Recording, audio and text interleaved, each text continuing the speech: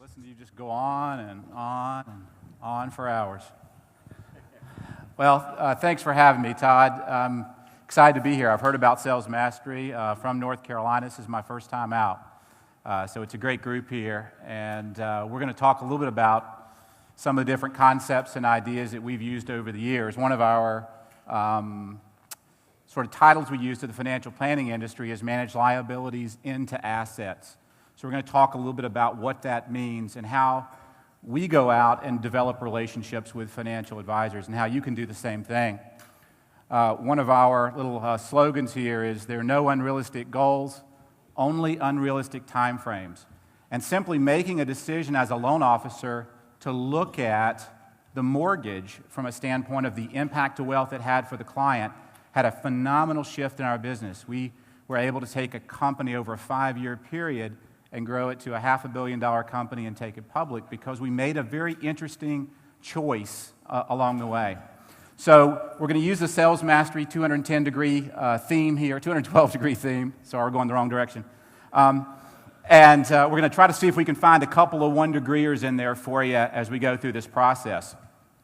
Just to give you a little bit about our learning path, win some, learn some. We started out in 1988, as Dave said, right out of college. We actually got a securities license, insurance license, and decided we wanted to be financial advisors, real estate, etc.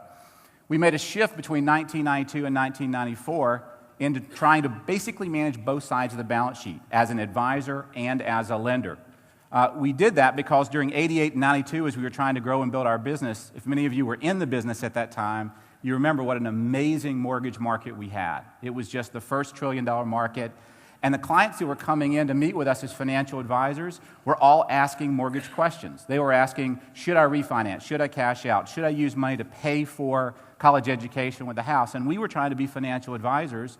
We like to say we were selling shoes and they were selling shirts, or they wanted to buy shirts. So we had to figure out how do we converge? How do we look at managing the assets and liabilities of our clients? Well, we did that for a couple of years. And around 94, any of you in the business in 94 remembered what happened. We had another opportunity to learn. The mortgage market, the interest rates went up. We were trying to manage both sides of the balance sheet, and we had to make a decision. And the decision that we made is that we were going to be lenders as our core business, but we were going to call on financial advisors. And we were going to look at the mortgage from the standpoint of wealth. And I'll tell you why that's important and what we learned by making that decision.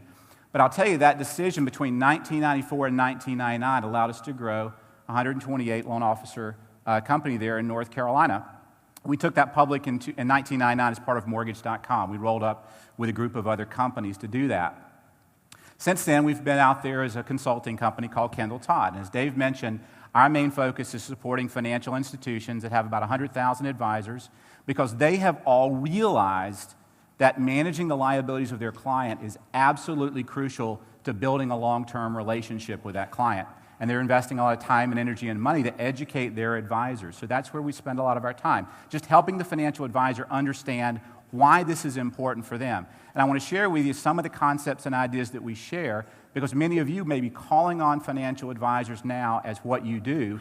And if you're not, what I'm going to share with you is there's a theme that's happening out there that's probably going to put you in a position where you're going to want to learn how to do that and be effective at it.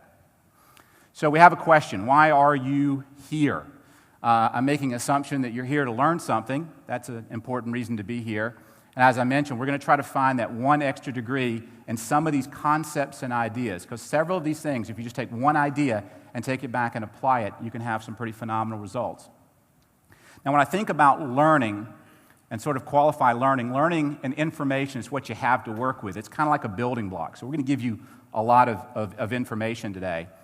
Knowledge is knowing how to use that information. So a lot of folks are reading a lot, they're learning a lot, they're reading about these concepts and strategies and trying to learn how do I go out and use this in my practice. Wisdom is when the knowledge becomes action. And I bring that up for a point, a very important point, and that is food is not nutrition. Everybody understand what I mean by that? You can stare at a bowl of food all day long, but until you eat it, okay, it doesn't become nutrition. You have to go out and try these things. You have to be willing to have these conversations with your clients. Be willing to make that first call on a financial advisor or a life insurance agent or whatever to build a relationship. So when Todd and I were talking about what we were going to talk about today and mortgage planning came up, That was certainly a big topic that we wanted to kind of address. But I have a question. The question is, who are you here? As opposed to why are you here? Because there's a huge case of identity theft going on right now in our industry. All right? Do you understand what I mean by identity theft? There's this lending crisis. Okay, we work with a group of loan officers, and we have a full-time person just changing logos out right now for them as they move from company to company and trying to find a different home. So there's this lending crisis that's going on. Everybody's trying to figure out where they're going to be, what they're going to be doing. And then there's this mortgage planning concept. I mean, many of you were probably quite comfortable being a loan officer, right? And then all of a sudden someone delivered a pizza and you accepted delivery. And you opened the pizza up and it said you're now a mortgage planner. So you use the name and now everyone's backing into what does that mean and what am I supposed to be doing? What does it mean to be a mortgage planner? So there are these trends going on. So I'd like you to consider that these are two pieces of seemingly apparent events that are part of a same movement. All right, there's a big movement that's going on out there in the industry that we've been watching since the early 90s. And both of these are part of that movement. So what is this movement? This movement is the movement of convergence, okay? We are seeing a constant movement towards convergence of two sides of the balance sheet, all right? And this tension that's coming from this convergence has a lot to do with the fact that the lender has lived most of their lives in this world of eligibility, while the financial advisor has lived their life in a world of suitability. And they're very different. Your world, you could say, is a yes-no world of can they get the loan, can they not get the loan. The financial advisor doesn't say no to money, it's more where. Where do I put it to accomplish specific financial planning goals? But it's all coming together around this issue of advice. Now, when I say it's a convergence issue and we think about that in the context of this lending crisis, I want to reflect back to the dot-com crisis because we forget how quickly these things whip around. If many of you remember, around 99, 2000, there was a crisis, and it was a crisis of suitability. People could go put their whole life savings in a dot-com stock and bet the farm. There was very little suitability governing that, and what happened at the end of that particular story? The whole market just sort of collapsed, all right? Now look at the lending crisis. What's happened? It's just gone back the other direction. It's like a rubber band, okay? There's been a gross lack of eligibility in the industry. People have done loans to people that didn't understand what they were getting into and didn't understand the product. So the market has whipsawed back to the other side.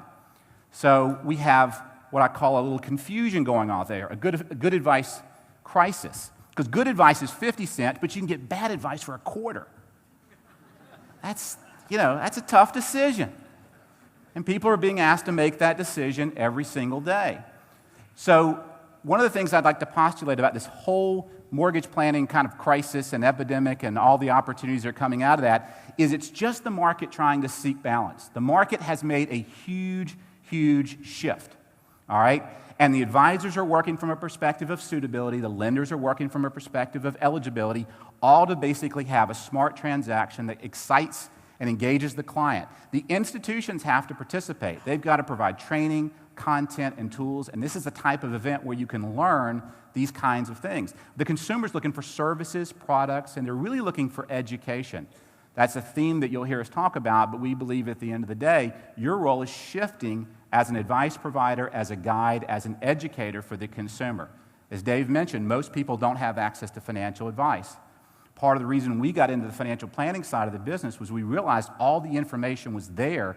We could make a huge impact on the lives of our clients by looking at borrowing from the perspective of wealth.